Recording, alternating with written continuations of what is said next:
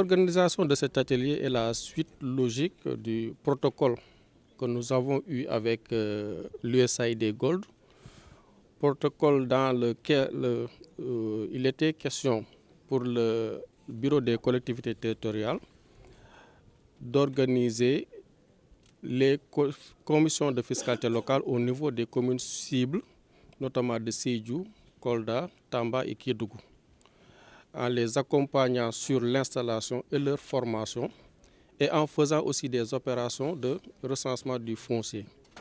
Donc, à la suite de ces travaux, les résultats obtenus vont être présentés, qui sont des résultats satisfaisants. Et il était question, avec l'USAID Gold, de faire un atelier de partage sur les acquis, mais surtout sur les faiblesses et les difficultés qu'il y a eu. Ce n'est pas des problèmes, c'est des défis à relever pour la suite. Ce problème-là, ces défis sont bien identifiés et nous allons travailler en perspective pour les améliorer.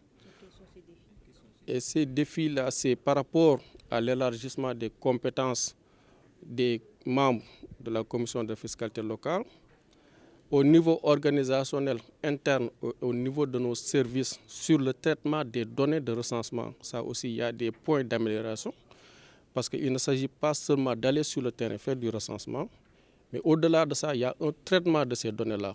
Et pour fiscaliser une personne, parce que c'est vrai que l'assiette, c'est le foncier, et c'est des personnes physiques qui vont payer l'impôt. Il faut bien les identifier avec les pièces d'identité, avec toutes les références nécessaires pour pouvoir faire les bonnes impositions.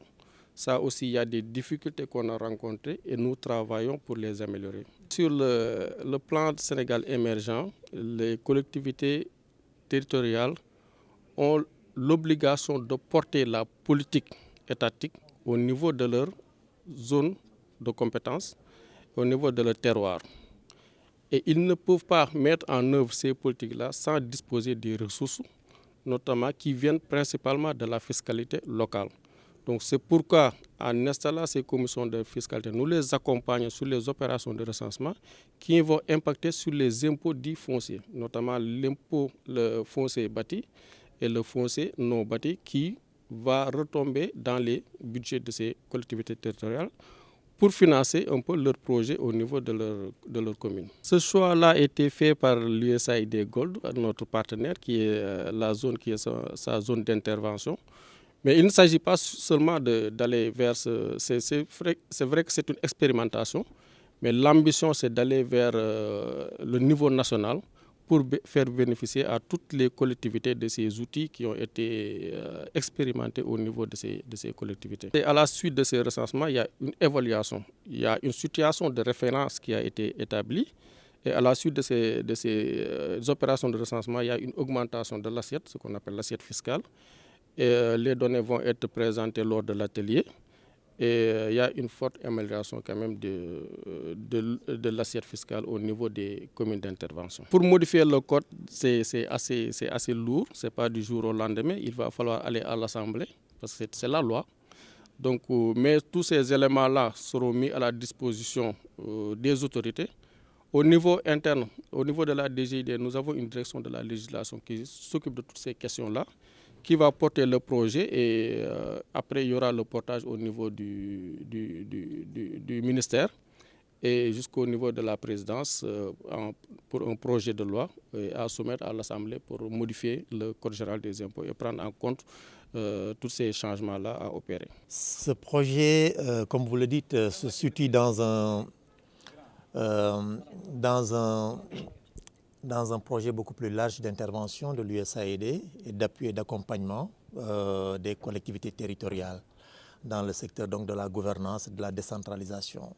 À ce titre, l'USAID a mis en place, à travers le projet USAID Gold, l'appui à travers la composante stratégie de mobilisation de ressources financières, qui est une stratégie globale, mais dans laquelle on retrouve donc ces composantes en lien avec la fiscalité locale. Donc voilà un peu ce qui explique pourquoi, en travaillant sur les stratégies de mobilisation des ressources locales des collectivités territoriales, le projet USAID Gold est arrivé donc à travailler de façon très rapprochée avec la DGID pour la mise en place de ces commissions de fiscalité locale qui ont impacté fortement sur la capacité des collectivités à mieux mobiliser les ressources locales. Le rôle de ces commissions, déjà comme monsieur le chef du bureau des collectivités territoriales l'a dit, c'est de faire de sorte que l'assiette fiscale soit identifiée et que le recensement puisse se faire selon les règles